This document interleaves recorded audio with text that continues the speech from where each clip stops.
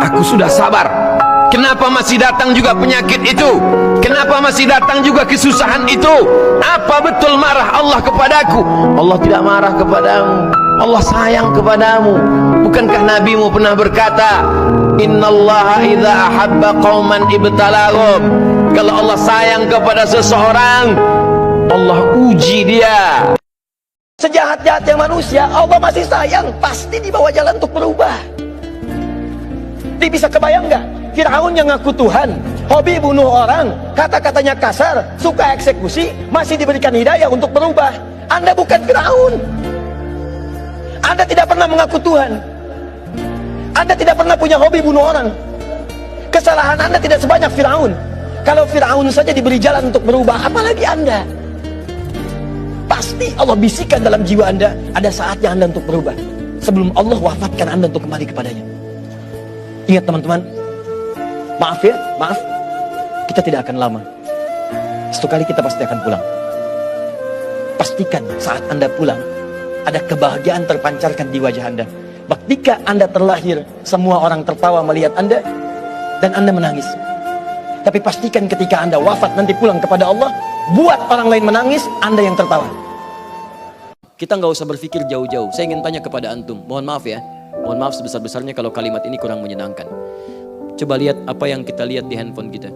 Majalah yang dibaca, acara yang ada di TV. Jangan-jangan sampai hari ini masih senang dengan gosip.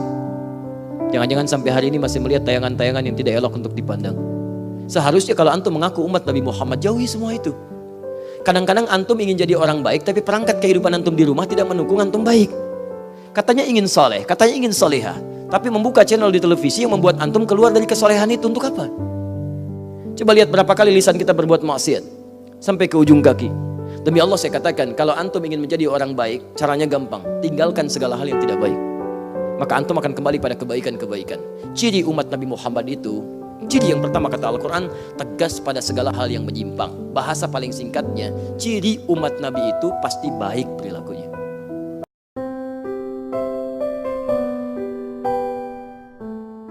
Mar'ah berasal dari muru'ah, diantara maknanya sifat rasa yang sangat dalam. Makanya orang Arab menyebutkan satu peribahasa yang sangat dalam sekali. Al-mar'atu kal mir'ah. Tulisannya sama, cuman pemahamannya berbeda. Beda satu harokat saja. Mar'ah kal mir'ah. Mir'ah itu cermin. Perempuan itu layaknya cermin. Makanya jangan heran kalau perempuan sering lekat dengan cermin. Ibu dandan sudah rapi, bagus, turun dari mobil lihat kaca spion lagi. Masuk ke hotel lihat jendela, tampil lagi gitu kan. Itu normal Pak. Itu biasa Bu. Tapi yang paling menarik, bagian terakhir sensitivitasnya kenapa disebut dengan mar'ah? Saya tanya pada bapak atau bahkan ibu. Kalau ada cermin, kaca cermin, saya kemudian lempar sampai dengan pecah. Bisa nggak dirangkai kembali? Jangan salah, bisa. Cuma sulit memantulkan bayangan yang sempurna. Demikian perempuan, kalau dia terlukai, cepat memaafkan tapi sulit melupakan apa yang dialami. Kita selalu butuh Allah Subhanahu wa Ta'ala, dan Allah itu menolong kita, menyelamatkan kita dari banyak masalah tanpa kita sadari, sehingga kita pikir nggak ada masalah. Cuman kenapa kita selalu ngerasa butuhnya pas lagi ada masalah? Bukankah hidup kita itu sebetulnya dalam banyak masalah? Dan masalah itu sebagian besarnya kita belum sadari karena belum terjadi mungkin. Padahal masalah itu datang kepada kita, Allah bentengi kita dengan sholat kita yang sebelumnya. Sehingga pas masalah datang, akhirnya dia mental lagi, datang lagi masalah, hilang lagi. Itu lebih sering daripada masalah yang udah datang kepada kita, kemudian Allah angkat setelah kita ngerasain. Malah lebih sering kita belum sempat merasakan masalah, udah Allah angkat masalahnya.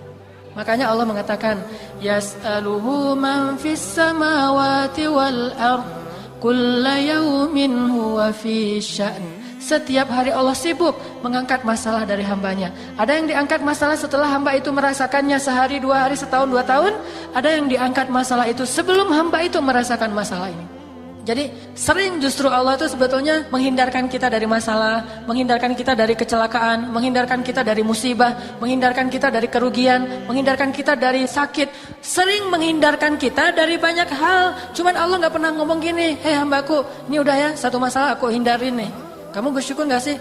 Ya bersyukur Allah, alhamdulillah gitu. Kalau Allah mau ngomong kayak gitu, kayaknya kita gak sempat ngapa-ngapain. Kenapa? Sehari mungkin 1000 kali Allah akan ngomong kayak gitu kepada kita. Dihindarkan. Baik masalah yang menimpa kita secara personal, ataupun masalah yang menimpa kita secara kolosal. Baca deh sains tentang astronomi. Dalam semalam itu berapa asteroid atau komet atau bintang jatuh ke bumi yang terhindar oleh kebesaran Allah Subhanahu wa taala. Bayangin kalau Allah tidak menghindarkan, makanya Allah mengatakan di dalam surat Al-Mulk, bagaimana kami menjaga kalian dari langit dan dari bumi? Apakah kalian merasa aman? Padahal Allah Subhanahu wa taala lah yang menjaga kalian di langit dan di bumi. Allah tuh banyak ngasih kebaikan buat kita.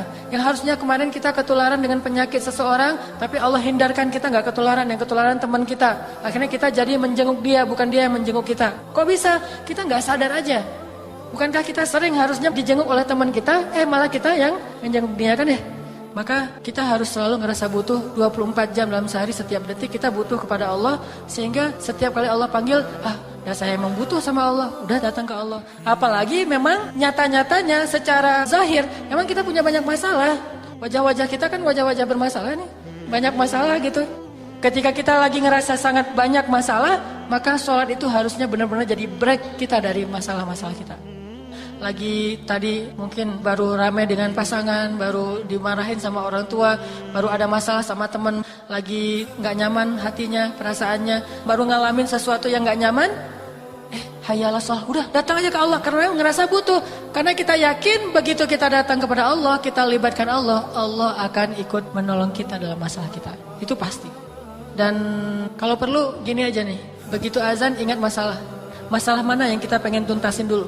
Pas Allahu Akbar, Allahu Akbar, wah saya pengen lamar kerja, datang ke Allah, Allah saya pengen dapat kerjaan yang halal.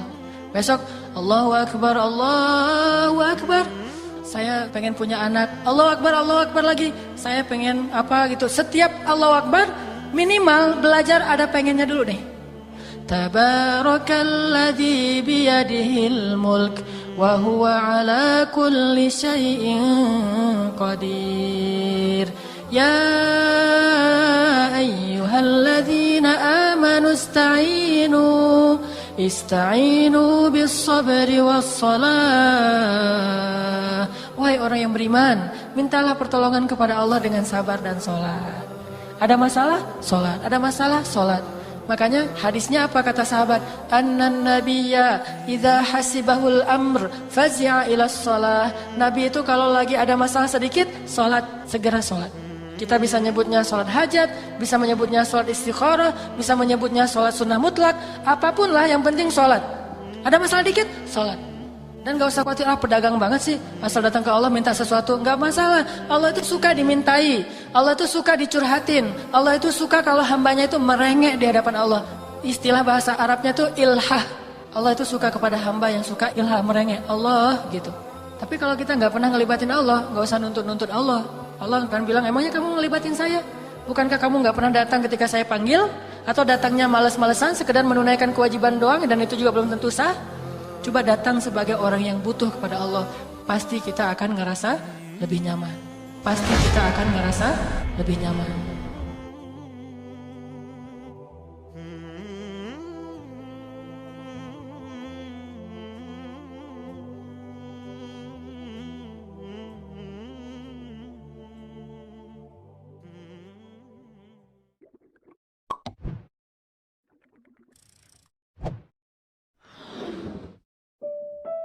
Hei, yang masih single, yang banyak khawatirnya ketika akan menikah, khawatir kurang, khawatir nggak dapat ini, nggak dapat itu kan pikiran kamu saja sekarang.